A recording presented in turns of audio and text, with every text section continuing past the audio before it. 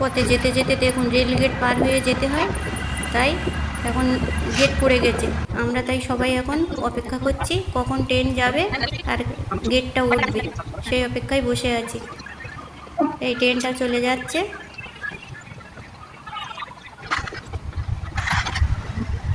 এরপরে গেট উঠে যাবে, এবার আমরা সবাই যাবো। আর গেট পড়ে গিয়েছিলো, তারপরে দুই দিক থেকে এত গাড়ি, এত জ্যাম হয়েছে যে এই জ্যাম পেরোতে পেরোতেই আরও 5-10 মিনিট পেরিয়ে গেছে। দেখুন কত জ্যাম। এই যে আমি সেই অটো থেকে নেমে আবার একটা অটো ধরলাম।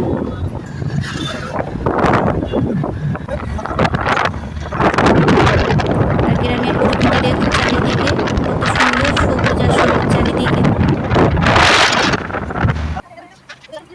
এবার এসেছি নদী পার হওয়ার জন্যে, ঘাটে এসেছি। আমিও ঘাটে আসলাম আর একটা বোট ছেড়ে বেরিয়ে গেল। এবার দাঁড়িয়ে আছি আবার পরের বোটের অপেক্ষায়। এই যে আর একটা বোট আসছে, এই বোটে এবার উঠবো।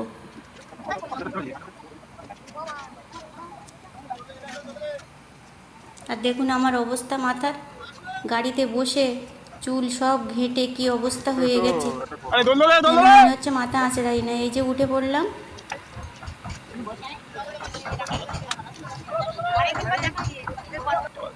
উঠে আমার এক দাদার সাথে দেখা হয়ে গেল, তার সাথে একটু কথা বলছিলাম। এই যে এবার নৌকা ছেড়ে দিয়েছে, এবার চলে যাবো ওপারে। দেখুন অনেকটা বড় নদী। এই যে আমি এপারে এসে গেছি, এবার এখানে নামবো।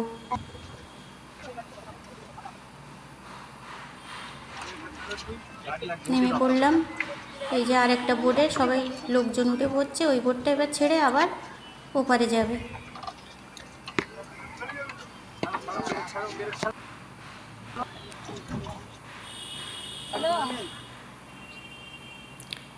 এবার এখান থেকে 5-7 মিনিট হেঁটে গেলেই বাপের বাড়ি। আর আজ এত রোদ্দুর যে বলার কথা না, রোদ্দুরে যাওয়াই যাচ্ছে না। দেখুন রোদ্দুরের পরে এখন আবার কীরকম মেঘ করেছে, যেন মনে হচ্ছে বৃষ্টি এসে গেল। দেখুন মনে হচ্ছে বাড়ি পৌঁছতে দেবে না, বৃষ্টি এসে গেল, কি মেঘ করেছে।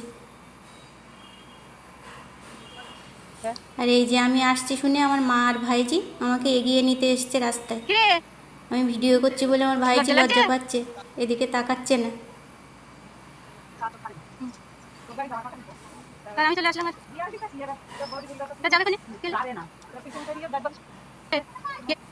আমরা এবার হেঁটে হেঁটে যাচ্ছি।